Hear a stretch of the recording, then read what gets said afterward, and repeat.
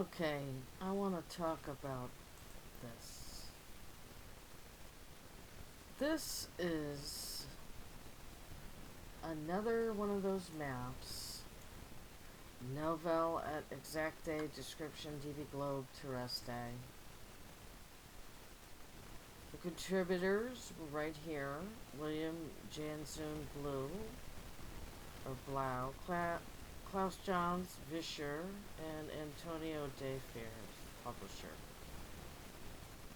And it was created or published in 1645, which is after this guy died. So this is an even earlier map. Could be in the late 1500s, could be in the early 1600s, we don't know. It wasn't published until 1645. Now, it doesn't matter. It is a point that I'm making, though, to just show you when this was created. It had to be within this range. Okay. California was not created as a state until September 9th, 1850. But it probably was around for a little bit, and it says that the Spanish navigator Juan Rodriguez Cabrillo was there in 1542, and there were about 130,000 Native Americans in the area.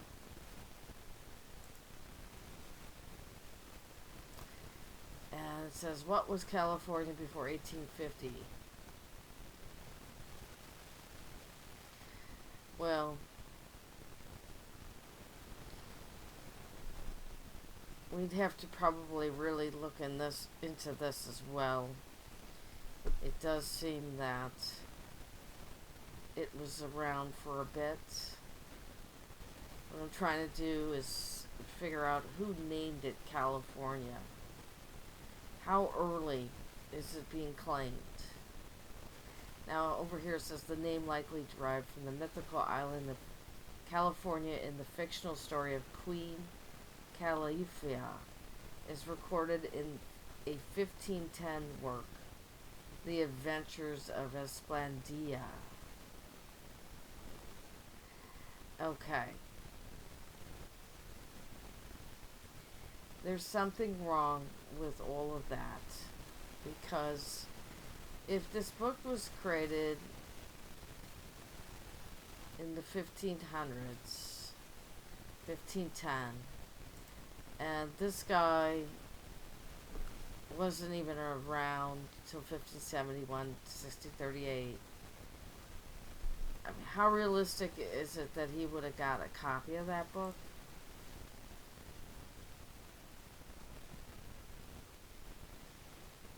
We don't know. But that's another subject.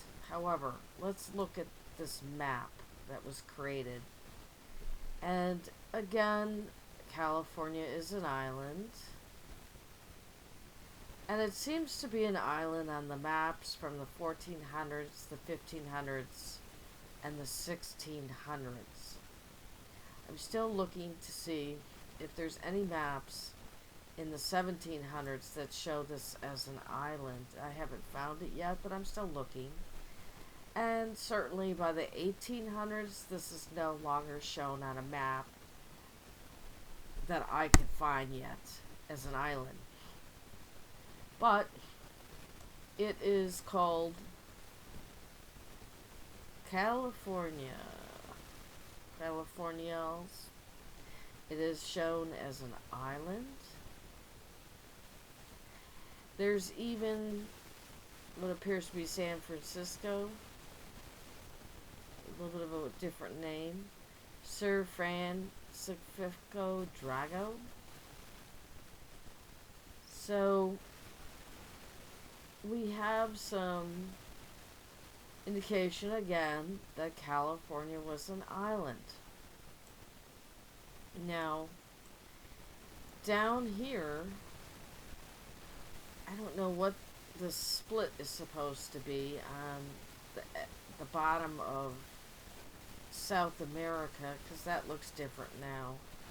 And then it talks about Antarctica. So here's a map that starts to use this name, Antarctica, whereas other maps were using Magellan. This map also tries to do some portraits of various people and give the zodiac, as you would see from the poles. This is south and this is the north. So they've got, again, a pretty good idea of what is going on in the Americas. They've got a pretty good idea of the names, the water, the mountains. They have some of the pictures of creatures. I don't know what this is supposed to be, maybe another whale. In the water, and the ships. Some of these islands. Coming over into Africa, I want to point out some interesting names. Okay. First of all, this whole continent of Africa was given different names, like the Barbaria, which was the north part, and Egypt, and Nubia. They also called it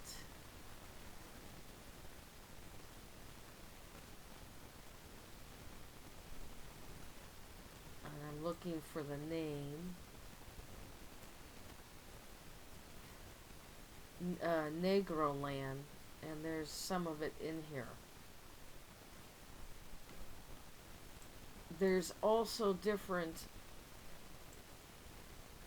names as well, especially for all of these cities.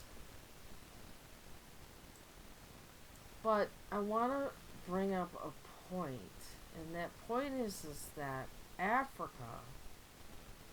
is named after a white man.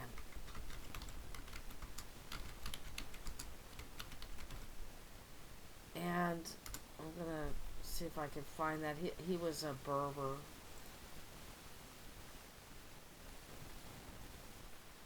The grandson of Abraham and a companion of Hercules, whose descendants invaded Libya, Ophir, Africa.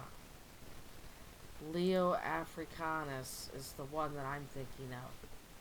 The historian Leo Africanus attributed the origin of Africa to the Greek word aprika. And this says the original name of Africa was Alkebulan, mother of mankind, or the Garden of Eden.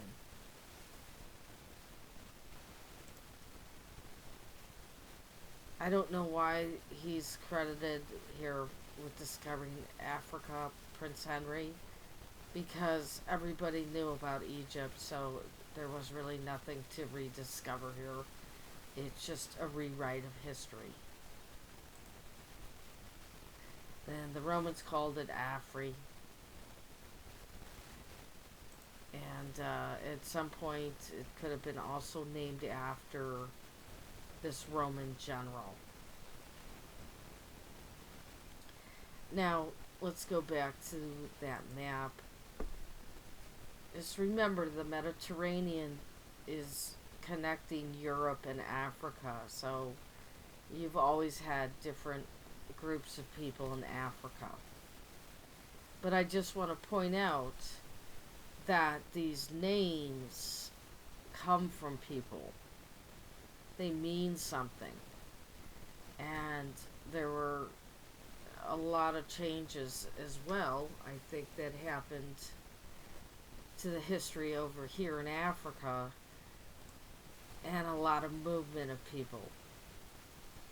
Now let's come up here. Here's Tartaria again. And China. See if I could find it, the name here on the map. It's a little hard to see. I was going to say that the Chinese people were named differently, and they tended to take the name of whoever was ruling them, and then they became China. But I think they used to be called the Cathay. I have to look that up. But I'm not seeing the name China right now on this map.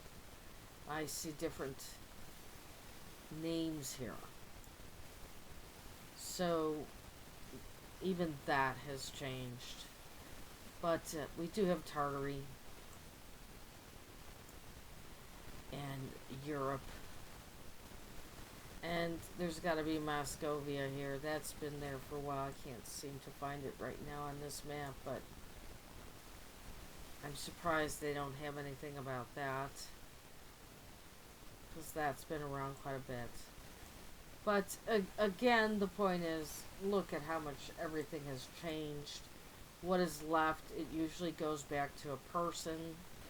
There's or a god or a goddess or a founder.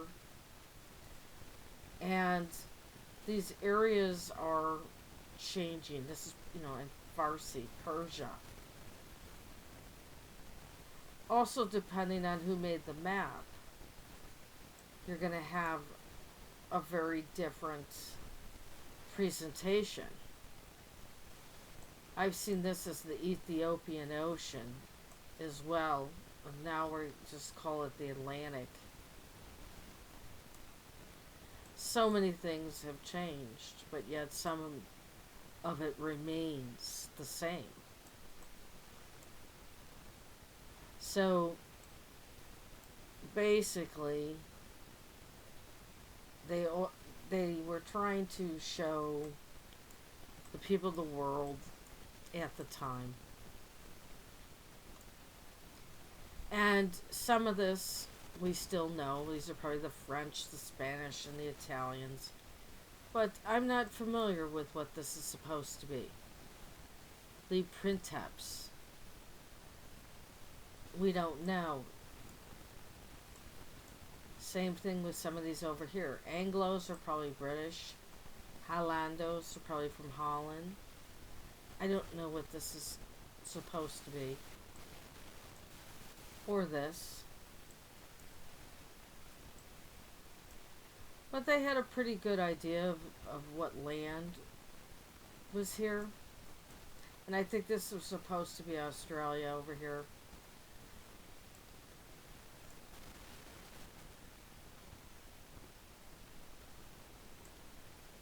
So, again, we have a map with California as an island.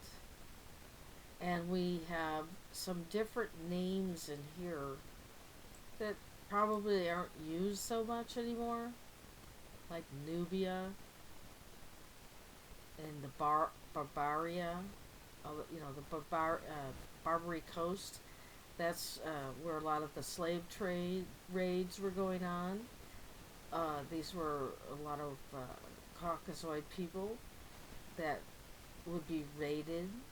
The women taken to be sex slaves in Middle Eastern harems.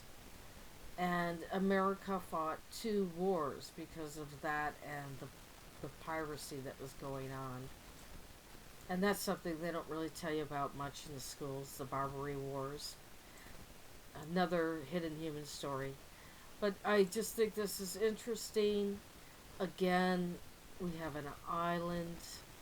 They're trying to show the people, they're trying to show the constellations, and this year that this was created, probably in the late 1500s, early 1600s, and not really published until 1645 after this man's death. So, something had happened to make California become attached. And there were also a series of earthquakes in 1811 and 1812 that reversed the Mississippi temporarily. And it talks on here about towns being destroyed. The Mississippi temporarily ran backwards. And apparently it happened again for a little bit, for a day.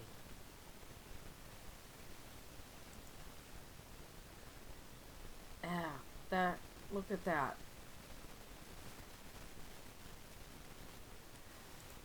Yeah, the New Madrid fault line. So here again was a major game changer in history, and it shifted things and destroyed towns. So you now have this, and you've had two volcanoes that were major, exploding in the 1800s. The other thing I was thinking was the San Francisco earthquake, which I know happened in the early 1900s. Whoops. I wonder if they recorded anything earlier.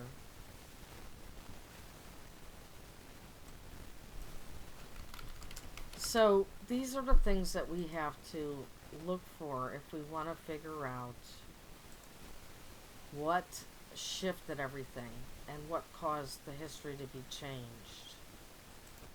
Yeah, this one was major. Look at that. It looks like a bomb went off.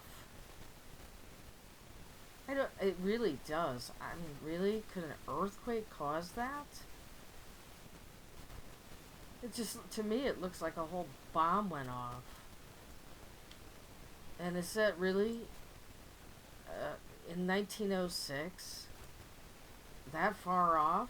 Well, we had World War I and II going on in the 1900s, 1914 to 1918, World War I. And we certainly had a lot of weaponry. I just look at that, and the people and the horses. I mean, this was caused by an earthquake? Really? I mean, it makes you wonder what really went on. So, we do, like I said, have a lot of maps that show California as an island, all the way up into the 1700s maybe. And I'm going to keep looking. So we don't know if there was something that shifted this. We do know there was a series of earthquakes in 1811 and 1812 in the Midwest that created a lot of havoc. Could that have shifted this and caused it to connect? And then in 1906 they had a major earthquake, or who knows what.